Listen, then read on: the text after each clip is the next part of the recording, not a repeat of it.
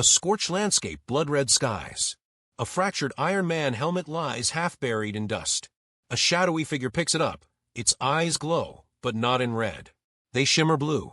Doctor Strange hovers above a crumbling sanctum, pages of the Book of Vishanti fluttering like dying leaves. He looks up, not at an enemy, but at himself in an alternate timeline, who turns and walks away. Loki stands atop a spiraling, collapsing tower of mirrored universes, his reflection fracturing into infinite variants. He smiles, not triumphant but resigned. These aren't heroic moments. They're warnings. If Avengers Endgame was about closure, Doomsday may be about collapse. While no official plot has been confirmed, early footage, concept leaks, and promotional language suggest that Doomsday isn't merely the next chapter. It's potentially a full-scale genre shift. Less about saving the world, more about confronting the cost of trying to. Instead of clear-cut villains and world-saving finales, what we may get is a fragmented multiverse, haunted by unfinished wars, moral disintegration, and the existential fatigue of heroes pushed beyond their narrative limits. Here's the real question this film might ask, not through its plot, but through its tone. What happens when the heroes stop believing in their own myth? And if Doomsday dares to ask that, then maybe, just maybe, the real battle isn't over the universe.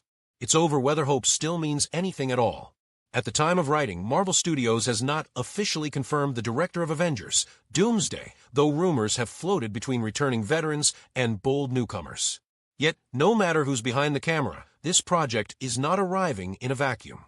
It comes after a post-Endgame fatigue, a fragmented Phase 4, and a fandom increasingly split between nostalgia and exhaustion. Marvel's once flawless machinery now faces a new kind of villain, audience indifference. This film, then, doesn't just need to entertain, it needs to re-legitimize the very idea of Avengers. According to reports from trades like Variety and The Hollywood Reporter, early drafts of Doomsday were a tightrope act between expectation and deconstruction.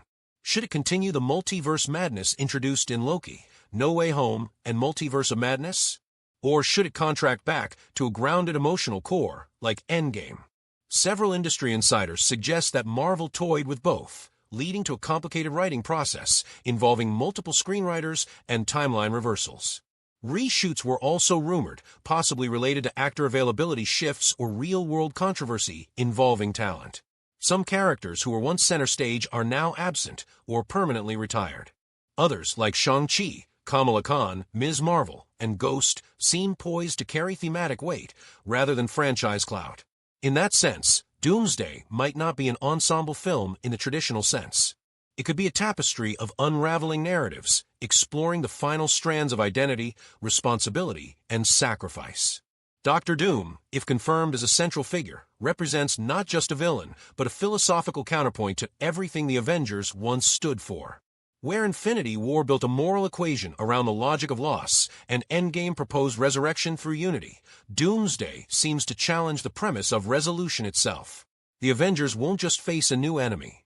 They may face the idea that heroism has consequences no sequel can fix. This tonal shift may mark Doomsday as the MCU's first post-myth superhero story, where saving the world is not the goal, but a question. Cinematic language, when color is the last truth left. If teaser imagery and promotional artwork offer any clues, Doomsday leans heavily into visual dissonance as a form of narrative. Desaturated blues and sickly greens dominate early footage, colors typically associated with spiritual isolation and ontological uncertainty. The camera rarely stabilizes, favoring floating, almost voyeuristic frames, as if the story is no longer told by the characters, but about them from a detached cosmic lens.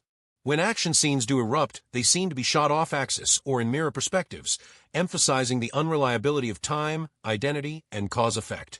Expect the visuals to argue with the dialogue. What characters say may be less trustworthy than the palette around them. Side characters as moral anchors, Ghost, Loki, Nightcrawler.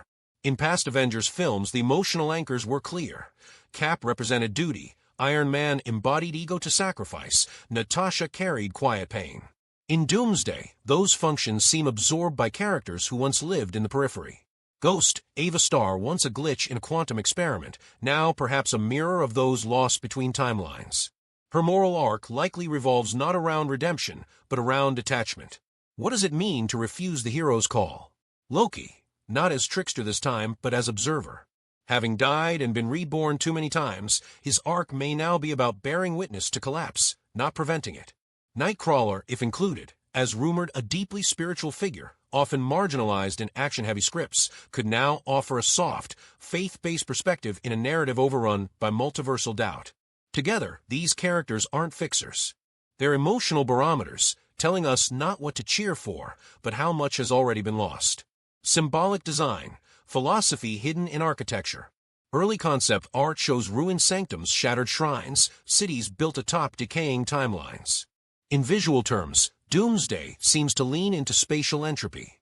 Time's sanctum interiors are likely disjointed, with corridors that bend on themselves, echoing Mobius strips and recursion theory. The multiversal tower, rumored, appears less like a throne room and more like a decaying cathedral. Its stained glass windows refract possible futures like fractured faith. Battlefields may take place in liminal zones, broken mirror planes, empty echo chambers, infinite staircases where each step is a divergent reality. These aren't just backdrops. They're psycho-spiritual arenas where the war isn't over power, but over perception. Narrative mechanics, a puzzle without a center. If leaks and script theories are even half true, Doomsday is structured not around a clear three-act arc, but rather a braided narrative of fragmented threads. Rather than cause conflict, climax, resolution, we might be getting something closer to consequence, memory, echo, reversal. Each narrative strand, whether it follows Strange, Shang-Chi, Loki, or Ghost, doesn't necessarily converge toward a final fight. Instead, they loop, fold, or cancel each other out. This is storytelling as philosophical recursion. Not how do we win, but how many times have we lost before we stop noticing? In this way, the timeline itself becomes a character, unreliable, fractured, and possibly unresolvable. Directorial style, evolution or abandonment. If the rumored director or creative team steps from a background like indie sci-fi or experimental storytelling, e.g. Alex Garland, Chloe Zhao, or a Russo brothers return with darker tonal freedom, then Doomsday may mark a radical tonal shift in the MCU. Signs of this include extended quiet sequences where emotion is held in stillness, not spectacle. Sparse dialogue, replaced by symbolic imagery or emotional dissonance. Philosophical monologues not to advance plot, but to fracture certainty. If confirmed, this shift might alienate some fans, but also reclaim critical depth rarely attributed to superhero blockbusters. Critical divide, not about good or bad, but what is it? Even before its release, Doomsday has already sparked debates within critic circles. The divide isn't over its quality, but its very identity. This is Marvel finally growing up. This is Marvel abandoning what made it work. A necessary dismantling of hero worship. Pretentious and joyless, just to seem mature. A cinematic essay on collapse. A fragmented mess without payoff. This polarization may become the point. Just like the multiverse, the audience will not agree on what the film is. And that, perhaps, is the final structural metaphor. A narrative that breaks because the world it reflects has already broken. Systemic decay, when the world doesn't need a villain to collapse. Across the MCU's earlier phases, the threats were mostly external. Alien invasions, genocidal titans, interdimensional demons. Doomsday shifts the paradigm. From its leaked thematic framework and reported set pieces, the film seems to suggest a world that collapses not because of villains, but because of systems that were never built to last. Think not evil versus good, but entropy versus denial. Institutions once trusted, SHIELD, the TVA, the United Earth Council, are now hollow shells. AI protocols override empathy. Legal systems punish heroes who break impossible rules. Even the multiverse itself seems to glitch under its own weight. This is not a villain's attack. It's civilizational rot from within. Characters in moral gridlock, no right move left. Every major hero in Doomsday seems positioned not to win, but to choose between versions of losing. Doctor Strange is rumored to face a choice. Save one timeline with irreversible consequences, or try to stabilize all and risk failure again. Shang-Chi reportedly questions the very idea of legacy, unsure if the 10 rings are tools of liberation or control. Loki isn't trying to fix the system anymore. He's asking whether the system should even be saved. These aren't simple conflicts. They're meta-ethical collisions between duty, memory, survival, and guilt. What makes this film daring, if leaks are true, is that no one's entirely right. And more terrifyingly, no one's entirely wrong either. A parable for a post-hope world. Beyond action, Doomsday may serve as a parable about late-stage civilization, where all familiar structures, justice, identity, time, collective memory, have begun to blur and break. It's less superhero movie and more existential myth. The multiverse isn't a playground, it's a trauma map. Superpowers don't grant agency, they amplify moral paralysis. Teamwork isn't the solution, it's a symptom of everyone realizing they can't do it alone anymore. In that way, Doomsday doesn't just tell a story. It asks, in an age where belief has decayed, is it still possible to act meaningfully? And that question may echo beyond cinema into how we view activism, morality, and resistance in an increasingly unstable real world. Audience reaction. Why it splits viewers down the middle. Even in early screenings and trailer responses, Doomsday has generated wildly polarized emotional reactions. For some, it's a cathartic reckoning. A film that finally dares to question the blind optimism of superheroism. For others, it feels like narrative nihilism. No joy, no victory, no hero moment, just pain refracted through multiversal despair. This divide may be intentional. The film's emotional tone seems designed to unsettle, not uplift. In a post-hope cinematic landscape, this might be the MCU's first movie that doesn't ask you to believe, but to mourn. Power and responsibility, who broke the world. One of Doomsday's most provocative layers, based on what we know, is how it shifts blame away from villains and toward institutions, systems, and silent complicity. The time-variance authority collapses from within, victim of its own contradiction. Earth's new United Councils ignore cosmic threats, too focused on internal control. Even AI guardians built to protect have turned judgmental, prioritizing logic over life. This film seems to ask, is evil always an outside force? Or do structures built with good intentions decay into oppression over time? It's no longer about defeating a big bad. It's about confronting the failure of governance itself. The ethics of endings, what is too far? Every Avengers movie before this one had a moral anchor. A moment that said, this is the line. This is who we are. In Doomsday, that line may no longer exist. Heroes kill when they swore not to. Survivors abandon timelines to save others. Some choose silence over resistance, not because they're weak, but because they're done fighting for broken ideals. This challenges the ethics of cinematic morality. Is a choice still heroic if it sacrifices the innocent for the multiverse's survival? Are we watching people save the world, or justifying its collapse? The scariest thing Doomsday may reveal is that sometimes there is no right choice.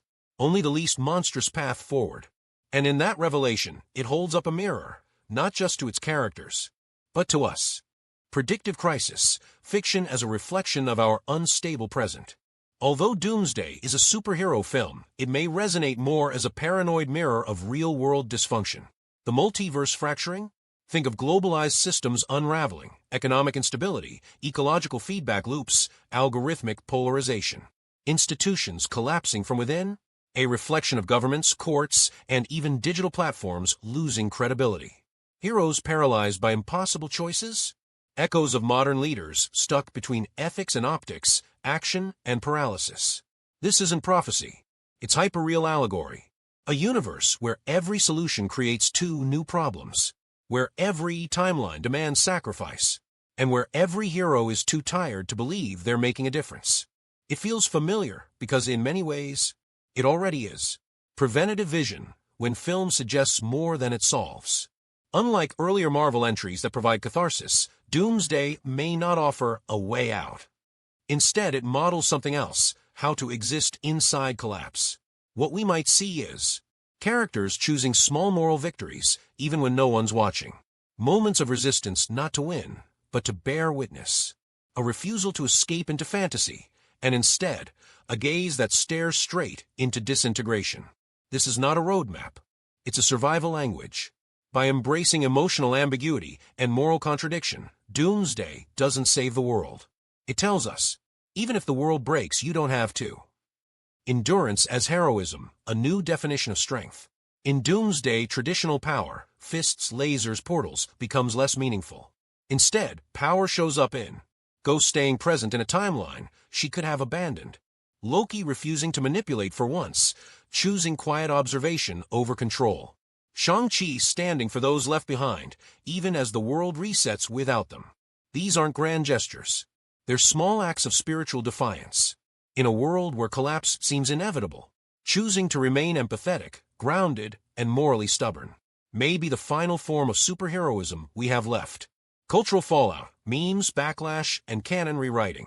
If prior MCU films sparked celebration, Doomsday may trigger a reconstruction of fan culture itself. Memes will likely emerge not from punchlines, but from existential stares, glitched timelines, and defeated silhouettes, images as commentary, not humor. Fandom splits may deepen between those who want emotional complexity and those who miss popcorn clarity. Canon discourse will explode. What counts as true anymore when the multiverse erases continuity? TikTok edits, YouTube essays, Reddit meta-theories. Doomsday won't just be watched. It'll be mined, debated, dissected. Academic readings, systems, selfhood, and superhero postmodernism. Universities and think tanks are already preparing coursework and panels around Doomsday based on leaks and MCU's cultural inertia. Key themes likely to dominate: temporal instability as collective trauma, superhero narratives as moral exhaustion, postmodern mythmaking when storytelling itself becomes unstable, comparative theology, Loki, Strange, and Doom as metaphysical lenses. In short, this film may function more like a postmodern thought experiment than a blockbuster. Suggested films and books, expanding the conversation. To understand Doomsday in its full allegorical resonance, viewers might benefit from diving into thematically adjacent works. Small Blue Diamond Films. The Fountain, 2006, Darren Aronofsky. Death, Time, and Reincarnation Across Fragmented Narratives. Stalker, 1979, Tarkovsky. Reality as an unreliable map where the journey is psychological. Coherence, 2013. Multiverse Collapse as Dinner Party Horror. Aniera, 2018. A ship lost in space becomes an allegory for humanity adrift in entropy. Small Blue Diamond Books. The Collapse of Western Civilization by Naomi Oreskes and Eric Conway. Climate Change Rendered as a Future Historian's Lament. A Paradise Built in Hell by Rebecca Solnit. How Communities Rise After Systemic Failure. Hyperobjects by Timothy Morton. How massive invisible systems like climate capitalism distort time and moral sense. The Left Hand of Darkness by Ursula K. Le Guin. Identity, duality, and survival in a frozen political cosmos. These works don't just parallel the tone of Doomsday, they help unpack its philosophical payload. Speaking head, I'm not here to win. I'm here to remember.